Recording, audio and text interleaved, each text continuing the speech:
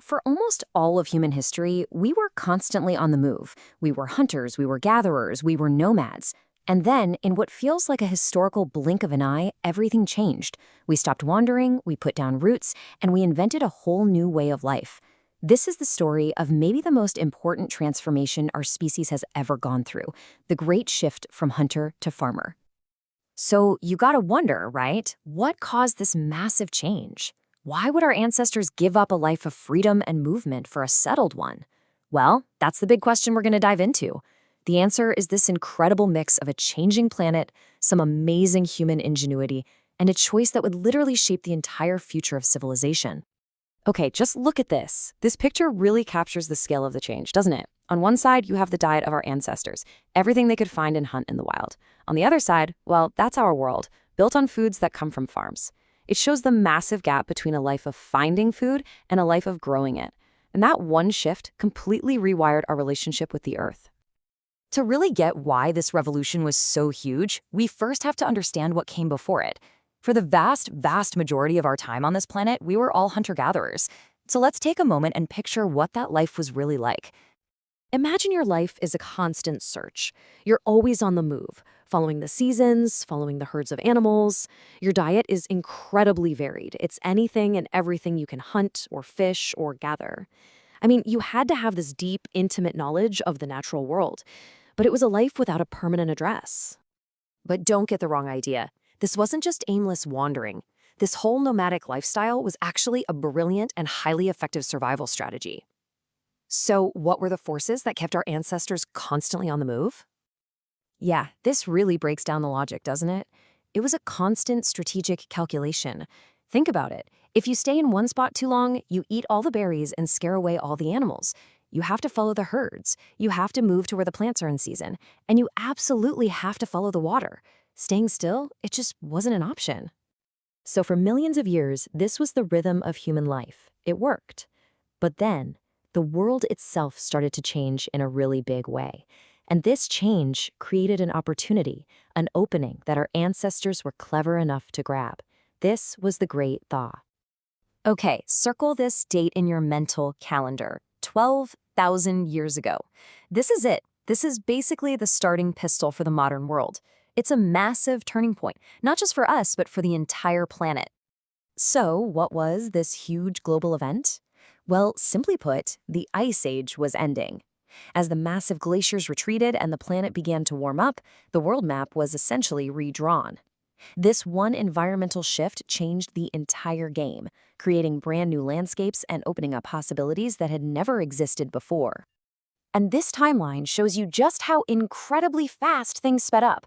I mean, for millions of years, we're in the Paleolithic, the Old Stone Age. But then, boom, 12,000 years ago, the warming kicks off the Mesolithic, and huge new grasslands appear. And then just 2,000 years later, which is nothing in geological time, the Neolithic Revolution is in full swing. The pace of change was just staggering.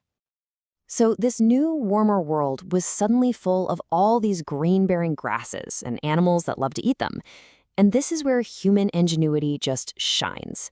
See, people didn't just stumble into farming. They watched, they learned, they experimented, and slowly, over generations, they invented an entirely new way to live. And the key idea that powers this whole thing is domestication. It's this incredible process of taking wild plants and animals and, through selection and care, making them useful to us. It is the absolute foundation of agriculture. And this didn't happen overnight. You have to imagine generations of people just watching. They noticed which plants were good to eat. They saw how a seed would fall and, hey, a new plant would sprout in the same spot. Eventually, that light bulb went off, and they started to help the process along, clearing weeds, protecting the good plants, and finally, planting seeds on purpose. This was the slow, careful birth of farming. And it was a similar story with animals. People figured out, hey, instead of trying to hunt something huge and dangerous, what if we made friends with these gentler animals like wild sheep and goats? They'd leave out food, protect them from predators, and slowly but surely, the animals got tamer. And here's a fun fact. Our very first animal partner was the ancestor of the dog, who probably helped us hunt long before we started herding. So, what was the single biggest consequence of all this farming and herding? It's really simple, but it is so profound. For the first time in human history, people had a reason to stay in one place. This slide just says it all. The contrast is night and day. You go from a nomadic life, never quite sure where your next meal is, living in temporary shelters, to a settled life. With farming, your food supply is suddenly way more reliable. You're not just passing through the landscape anymore. You're building a home in it. And staying in one place kicked off this incredible chain reaction of new ideas. For the first time ever, you could grow more food than you needed to eat right away, a surplus. But that created a new problem. What do you do with the leftovers? And bam, that simple need drives people to invent pottery and weave baskets. And it led to new tools for this new lifestyle, like polished axes to clear fields and mortars and pestles to grind all that grain. Now, this all sounds like a great story, but how do we actually know any of this happened? Well, this is where archaeologists come in. They're basically detectives for the ancient past, piecing the story together from clues left buried in the ground. And here it is, the hard evidence. By finding things like tiny burnt grains and animal bones, scientists can reconstruct what people were eating thousands of years ago. This table is like a map of the agricultural revolution in action. You can see people in Mergar were growing wheat, while folks over in Caldeja were cultivating rice. Each site tells its own amazing story of adaptation. Let's zoom in on one of these spots, Mergar, in modern-day Pakistan. This is one of the earliest villages we know of. We can see the remains of actual houses, square buildings that even had separate compartments just for storage. And we get a little glimpse into their beliefs. They found burial sites where people were buried with goats, which probably means they thought they'd need some food for the afterlife. And this whole revolution looked different depending on where you were.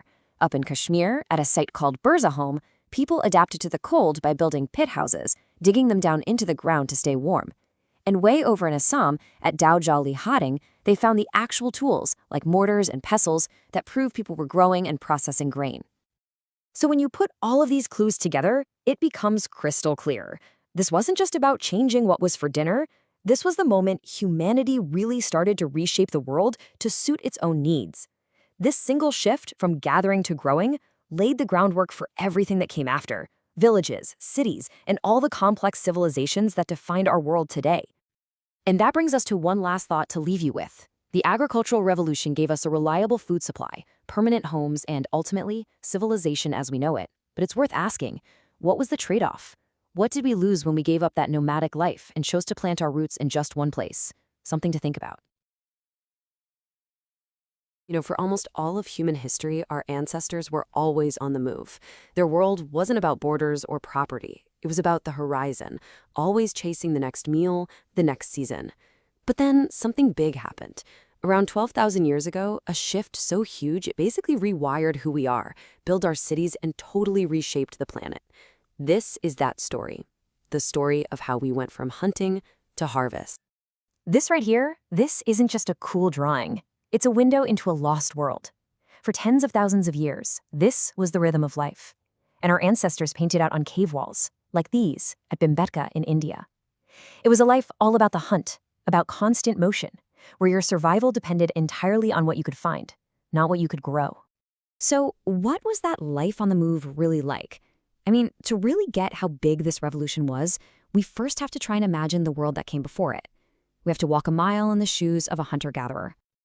Okay, so here you can basically see the two completely different worlds of our story. On one side, you've got this nomadic life. It's unpredictable. You're totally dependent on what nature decides to give you that day. And on the other side, a settled life, which promises a much more stable food supply. And for the first time, the idea of a permanent home. This is the massive leap we're about to break down. It seems like a simple question, right? But the answer really gets to the heart of what it was like to be human back then. Why couldn't they just, settle down? Well, it all came down to one thing: survival. Yeah, staying put just wasn't an option. It would have meant starving to death. Think about it. A small group would use up all the nearby plants and scare off the animals pretty quickly. Plus, the herds they depended on were always migrating, so you had no choice but to follow them. And, of course, the most basic need of all, water. When a river or a spring dried up, you packed up and moved, or you died. It was a life completely dictated by the environment. For thousands and thousands of years, this was just the unbreakable cycle of life. But then, the world itself started to change. And that change lit the fuse on a full-blown revolution for humanity. This is the key date. You have to remember this number, 12,000 years ago. Around this time, the entire planet's climate starts to shift. Now, this wasn't anything humans did. It was a natural warming period after the last big ice age. And that one single event set the stage for everything that was about to happen. It was this incredible chain reaction. First, the world warms up. That warmth allows huge grasslands to explode across areas that used to be frozen tundra. And what loves grasslands? Grazing animals. So, suddenly, the populations of deer, goats, and sheep just boomed. All of a sudden, humanity was living in a world of abundance like it had never, ever seen before. Now, faced with this new, warmer world overflowing with resources, humans didn't just get better at hunting. No, they started doing something totally radical. They started watching, learning, and for the first time ever, taking control of their own food supply. You have to imagine how this happened. It must have been so slow over generations. People just noticed things. They saw where the best edible plants grew. They saw how seeds from grasses like wheat and barley would fall, and then a while later, new plants would pop up. And out of that simple observation came one of the most powerful ideas in history. Wait a minute. What if we don't have to find our food? What if it could make it? This whole process has a name, of course, domestication, but it's really a two-way street. It's not just about taming one wolf or planting one seed. It's about generation after generation of people choosing the plants with the biggest grains or the sheep that were the most docile. They were literally reshaping these species. And in turn, this new way of life reshaped us, from our teeth to our immune systems. And here's a pretty cool fact. The very first animal we domesticated wasn't for food at all. It was for friendship, for partnership. The wild ancestor of the dog became our first animal ally, helping us hunt long before we ever put a fence around a sheep or a goat. So, this move to farming and herding, it wasn't just a new menu. It was a complete reinvention of what it meant to be human. It changed everything, where we lived, how we organized ourselves, even what we thought about. I mean, the logic here is pretty simple, right? You can't be a nomad when your food is literally rooted in the ground. You have to stick around to water the crops, pull weeds, and chase away animals. For the very first time in our species' history, people were tied to one specific piece of land. The endless journey was over. And from that one single decision to stay put, a whole bunch of other innovations just tumbled out. People started building permanent houses, not just temporary camps. Farming meant you sometimes had extra food, a surplus, which led to inventing things like clay pots and storage pits. New problems needed new tools, like stone axes to clear land for fields, and mortars and pestles to grind up all that grain. The first villages were born. And look, we know all of this because archaeologists have found the proof. All across the Indian subcontinent, at sites from Mehrgarh in what's now Pakistan to Koldihua in Uttar Pradesh, scientists have dug up the actual charred grains and animal bones from this time. This isn't just a nice story, it's physically written in the ground beneath our feet. So here's a peek into one of those very first settlements. This is from Mehrgarh, one of the earliest villages ever discovered. People built these really practical square houses, and you can see they had multiple rooms. Archaeologists figure that some of these rooms were probably used as granaries, little pantries for storing all that extra food. But it's not just bones and pottery that tell this story. Incredibly, our ancestors also left us a visual record of this epic change, painted right onto the walls of the caves they used to live in. So let's circle back to where we started, the Bhimbetka rock shelters. This place is unbelievable. It's a massive site with hundreds of caves, and the paintings inside span thousands of years. It's like a continuous diary, letting us literally see the world change through their own eyes. And you can actually watch their society evolve on these walls. In the oldest paintings, it's all about hunting big animals and people dancing together. But as time goes on, the subjects start to change. You start seeing people riding horses, a dead giveaway for domestication, and eventually you see organized battles with swords and shields. The art is a direct reflection of a new, more complicated world. Just look at this early art. See how dynamic and energetic it is? The whole focus is on wild animals and the group working together to hunt. This is the world of the hunter-gatherer, captured in motion, a life lived according to nature's rules. Okay, now compare that to this. It's a completely different world, isn't it? Now we're seeing domesticated animals like horses. We're seeing organized groups of warriors, advanced weapons. This is the world that farming created. A world of land, of property, of surplus. And yeah, a world of conflict.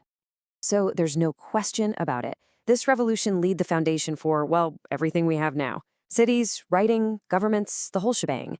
But it does leave us with a pretty fascinating question to chew on. In gaining the security and stability of the harvest, what did we lose from the freedom and adventure of the hunt? That's a trade-off that, in a way, we're still dealing with today.